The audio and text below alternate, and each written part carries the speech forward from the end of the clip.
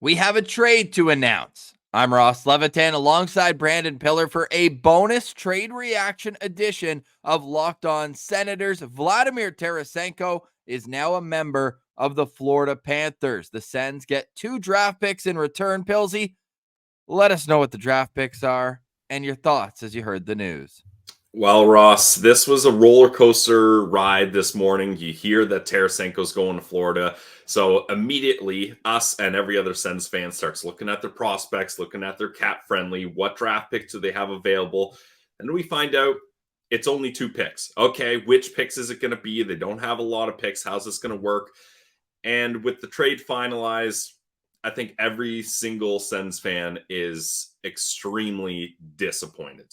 So the trade is a 2025 third round pick that's guaranteed, and then a conditional 2024 fourth round pick, which only becomes a third round pick in 2026, mind you. So 2 years from now, if the Panthers win the Cup.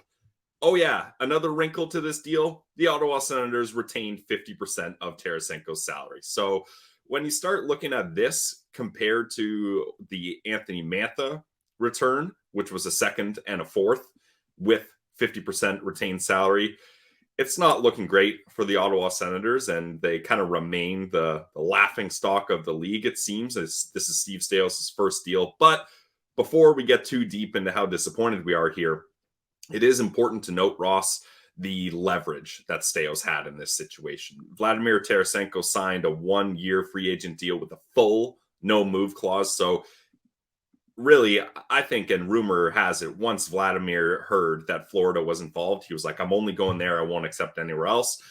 And then Staios' hands are tied. Bill Zito says, we got you right where we want you.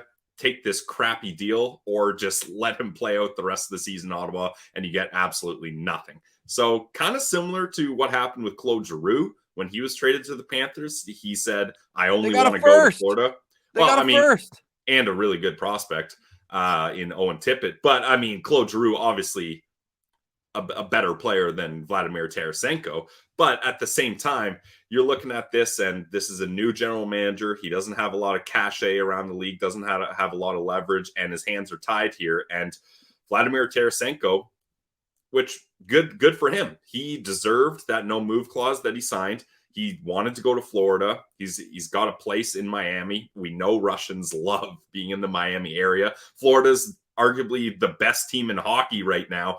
So there's not much you can do if you're Steve Staios. But ultimately, Ross, sitting here as Sens fans, as Sens podcasters, that Vladimir Tarasenko was the top trade chip, and the best you get is a third and a fourth round pick years later. And, if the Florida Panthers win the Cup, so the best possible outcome they can possibly do, all you get is moving up from the fourth round to the third round and a year later. Pathetic. No, it's awful. It's pathetic. I would have rather kept him for the cost of acquisition. Well, you couldn't have kept him. Yeah, you can. You absolutely could have kept him. No. There's no doubt. Let him walk at the end of the year. It's a third and a fourth round pick. What are you going to get? Potentially an AHL player? This is a tanking. This is a team that, like, now tanking is your best strategy. You don't want Vladimir Tarasenko here on an expiring contract. And if you're Steve Staios, you're looking at the cupboard that you have, and you're like, we have nothing. We have no picks, no prospects. Like, you had to do something there. And you got to do right by Tarasenko, right? He was a good soldier coming in here. He probably didn't think this was the year the Ottawa Senators were going to have. He had the no move clause in his contract. He switches agents to Craig Oster. So he's like, okay, we're going to make sure you get exactly what you want, Vladdy, at this trade deadline. So all the pieces were there for Vladimir Tarasenko to get exactly what he wants. And he deserves it, in my opinion. So good for Tarasenko, good for the Florida Panthers. Absolutely embarrassing for the Ottawa Senators. The only way that this trade can even have a hint of a silver lining is if Florida gets to play Toronto in the first round, just like we got some solace in the Nick Paul 2-goal Game 7 to win the series a couple of years ago. I said that was worth the trade in and of itself. If Vladimir Tarasenko pops off in the first round against Toronto, I'll be a little bit happier. But obviously, that's tongue-in-cheek. It's coping, as the kids would say, Pilsy, because this is just as underwhelming as it gets. Coming off of the Mantha trade. I know you touched on that, a second and a fourth round pick for Mantha. I would have rather one pick as a second rounder versus two picks in the middle rounds. You're really giving yourself a small chance of probability of getting an NHL player with either of those draft picks. And Florida was probably the worst team to trade with when it came to acquiring draft picks because they don't have their first this year. They don't have their first next year, and they don't have their second round pick this year either. So they're pretty limited in what they even had available. And you wish that you could have at least gotten a prospect, at least somebody who's an assured up and coming player that would have at least a quicker chance. Because this, if it's a 2026 third, and that again is in best case scenario, they win the cup. Now all of a sudden, what, 2030, this kid might make it to the NHL? Like this trade is just setting themselves so far from what fans' instant gratification wants. And I get it from the Sens standpoint. The more I kind of think where it's like, if this was the best deal, they're just trying to take it. They're just trying to get any sort of draft cachet, but really to not get a second round pick even is pretty downright awful. Especially when you start looking at the player comparables of Vladimir Tarasenko and Anthony Mantha. Like Tarasenko, clearly the better player with much more playoff experience. And Ross, you know what the worst part about this is? Although this is a rental deal and it did not come with an extension, I feel very strongly that the Florida Panthers will be able to extend Vladimir Tarasenko to a $3 by $4 million deal because tax-free. He wants to be there. They need cheap wingers. This is a team that's going to have a lot of turnover this year. So likely this is going to be a rental deal, but Florida's probably going to work out the extension as well to add insult to injury. So if you're like, this is so tough that this is Steve Staios' first deal because it looks so bad to the public. And I just like, I can feel, and you can even see on Twitter, other fan bases laughing at the Ottawa Senators with this return.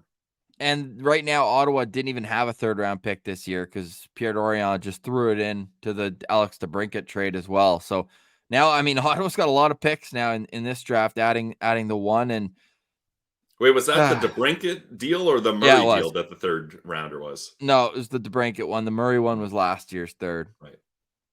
This guy gave away so many picks. So many picks. But right now with the Ottawa Senators, so basically they're keeping $2.5 million against the cap for Tarasenko's deal. And to further your point, the Florida Panthers have $50 million in cap space this summer, but they only have 9 players signed. So they're going to have to make some decisions. They're signing him for sure. Well, Reinhardt's going to eat up a bunch of that just himself. But yeah, it's in all likelihood going to be a long-term move. I know I've seen some people on social media say, oh, you'll just get him back this summer. No. It's always easy to say that. It never happens. It really doesn't. On the other side, more breakdown on the Steve Staios first trade and what could be next. This is a bonus trade reaction video on Locked On Senators where we know that we've got your team every day. This bonus episode of the Locked On Senators podcast is brought to you by our friends over at Indeed. Guys, when you're drafting your fantasy team, do you ever wish you could do the same thing with your business team? If you're building a roster to win the championship, you need Indeed. Indeed is the hiring platform where you can attract, interview, and hire all in one easy place. Don't spend hours on multiple job sites looking for candidates with the right skills. Do it all with Indeed. Find top talent fast with Indeed's suite of powerful hiring tools. They got Indeed Instant Match. They got assessments and virtual interviews.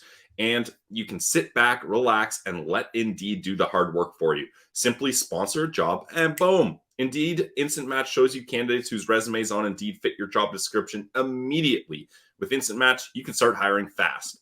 Join over 3 million businesses worldwide using Indeed to hire great talent fast. And Indeed knows when you're growing your business, you got to make every dollar count. That's why with Indeed, you only pay for quality applicants that match your must-have job requirements. Visit Indeed.com/locked-on to start hiring now. Indeed.com/locked-on. Terms and conditions apply. Cost per application pricing not available for everyone. Need to hire? You need Indeed. This bonus episode is also brought to you by Robinhood. Did you know that even if you have a 401k for retirement, you can still have an IRA?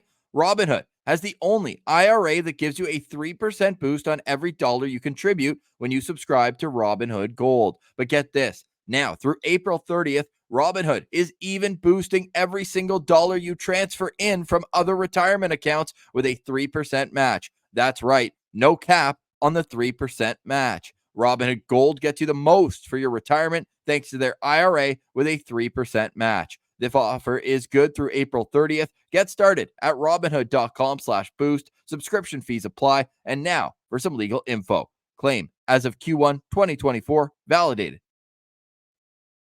by the Radius Global Market Research. Investing involves risk, including loss. Limitations apply to IRAs and 401ks. 3% match requires Robinhood Gold for 1 year from the date of the first 3% match. Must keep Robinhood IRA for 5 years. The 3% matching on transfers is subject to specific terms and conditions. Robinhood IRA available to U.S. customers in good standing. Robinhood Financial LLC is a registered broker-dealer.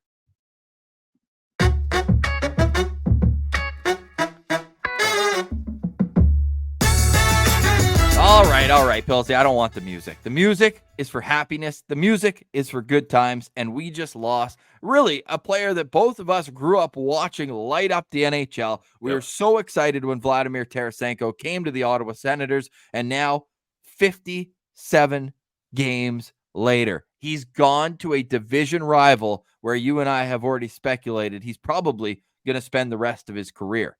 Yeah, I wouldn't doubt it if he signs that extension.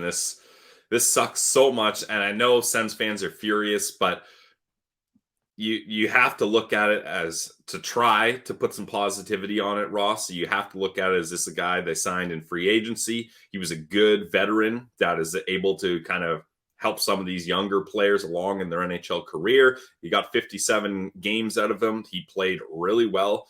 He was fun to watch, and you end up getting some draft picks in return. Brutal mid-round picks years later, but that's the only way we can try to put some positive spin on this, Ross, because this is a tough one for sure, especially when, like you mentioned, it goes to a division rival. The Tarasenko era in Ottawa was just like the Matt Duchene era, just like the Alex DeBrincat era, just like the Jacob Chychrun era has been, where it's disappointing in terms of the results, but you look at what he's done, and you still have to tip your hat. 41 points in 57 games, including 17 goals. He was 5th on the team in points. You look at plus minus, he was 2nd, only to Ridley Gregg. And yeah, who was Ridley Gregg's winger for a bunch of the season? Vladimir Tarasenko. Whether he was playing with Ridley Gregg or Shane Pinto, those were his two most common line mates. And it felt like he was helping their development, which is why I know it's unrealistic, but I was like, just keep him. Just allow him to continue to help these players grow going into next year. But hey, we'll always be Vladimir Tarasenko fans. He made an impact off the ice as well. You'll remember the Sens posted that Chio visit, and sounds like he was really involved in the community. I know his son was playing AAA hockey as a goalie. We love that as a goalie-friendly show, but all the best to the Tarasenko family, who gets to go to a part of home, in a sense, as they make their offseason home in the Florida area. Now, Pilsy, we are going to have a full episode of Locked On Senators coming out in just an hour. The trade reaction videos will always be separate, but now that you've seen the initial return, and just for those scoring at home, let's say it one more time.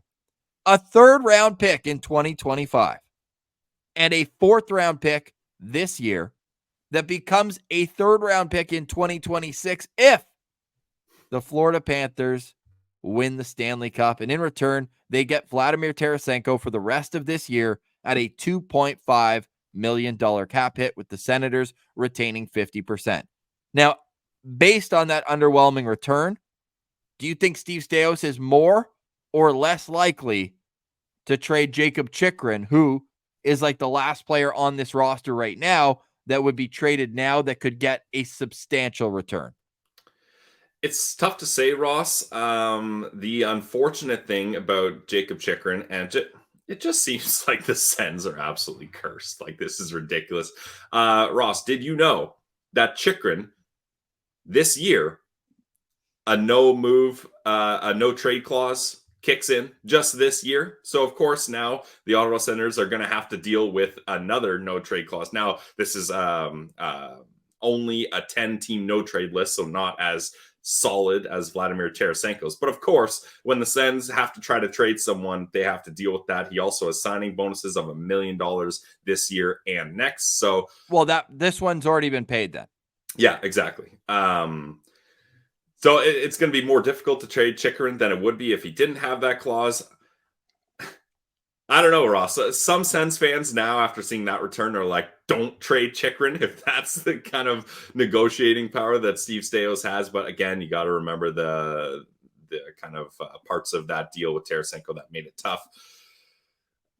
I don't know. I think you got to try to trade Chychrun for this deadline, Ross, because the value that you can get if you can sell a team on getting 2 playoff runs out of him versus 1 is immense, in my opinion. And the fact that this Ottawa Senators team has an opportunity to retain salary with Josh Norris on LTIR, and you got to weaponize that. Now, obviously, they would have to retain salary on the next year after Jacob Chychrun as well. But yeah, I think the main thing that this new regime is trying to do is just clear out space so that they can start doing their own things here. I think that's the goal. Well, very disappointing, no doubt. And Ottawa now only has 1 retention slot remaining because they do have retention on Matt Murray for the rest of this season, which don't even get me started on how the Leafs don't have any cap hit on Matt Murray, but Ottawa does here. Don't even get me started on that fumble.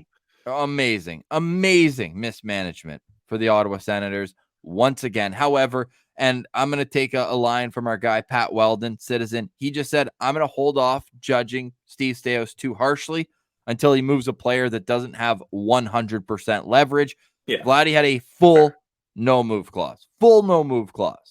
But it doesn't make the return feel any less underwhelming. If Jacob Chychrun is going to market and others, who should the Senators be trying to acquire? Well, that's coming up in today's edition of Locked On Senators. We're going to record it right now, so we'll get that to you in the early afternoon, as well as a game day preview. Believe it or not, the Senators begin a back-to-back tonight in Anaheim. So, revenge? Can they go duck hunting? Well, we'll get into all that on today's Locked On Senators. That's Brandon Pillar. I'm Ross Levitan. This has been a bonus trade reaction edition of the Locked On Senators podcast. It's your team every day.